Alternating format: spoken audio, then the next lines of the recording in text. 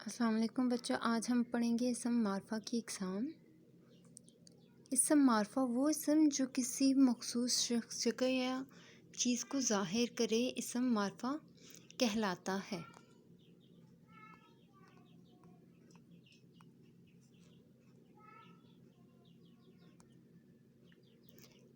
اسم معرفہ کی 4 اقسام ہیں: اسم علم، اسم ضمیر، اسم اشارہ، اسم موصوف۔ اسم علم سے مراد وہ خاص نام جو مختلف اشخاص کی پہچان کے لیے بولے جاتے ہیں، مثلاً سید الشہداء، شمس العلماء، کلیم اللہ، خان بہادر، ابن مریم، رفعت دلی، گلو۔ اسم ضمیر ایسے الفاظ جو کسی دوسرے اسم کی جگہ استعمال کیے جائیں اسمائے ضمیر کہلاتے ہیں، مثلاً خدا ایک ہے، وہ سب کا مالک ہے۔ اس مثال میں وہ اسم ضمیر ہے۔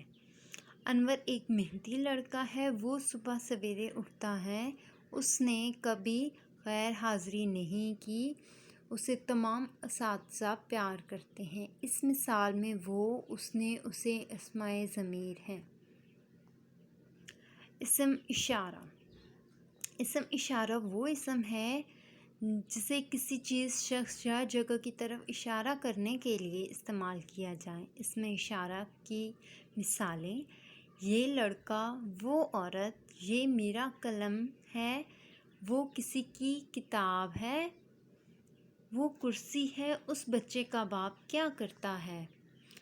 ان جملوں میں یہ، وہ اور اس کے الفاظ لڑکا، عورت، قلم، کتاب، کرسی اور بچے کی طرف اشارہ کرنے کے لیے استعمال ہوئے ہیں۔ ان الفاظ کو اسم اشارہ کہتے ہیں۔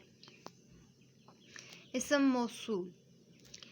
موصول وہ اسم ہے جب تک اس کے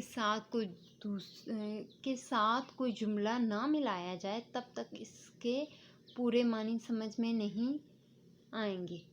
اسم موصول کی مثالیں: جو کچھ، جو کوئی، جس کو، جس نے وغیرہ ہیں۔ اسم موصول کی مثالیں: جسے بلاؤ گے وہ آ جائے گا، جو چوری کرے گا اس کا کھانا خراب ہوگا، جیسا کرو گے ویسا بھرو گے۔ ان مثالوں میں جسے، جو، جیسا اسم موصول ہیں۔ امید ہے آپ کو اسم ضمیر سمجھ آ گیا ہوگا۔ شکریہ۔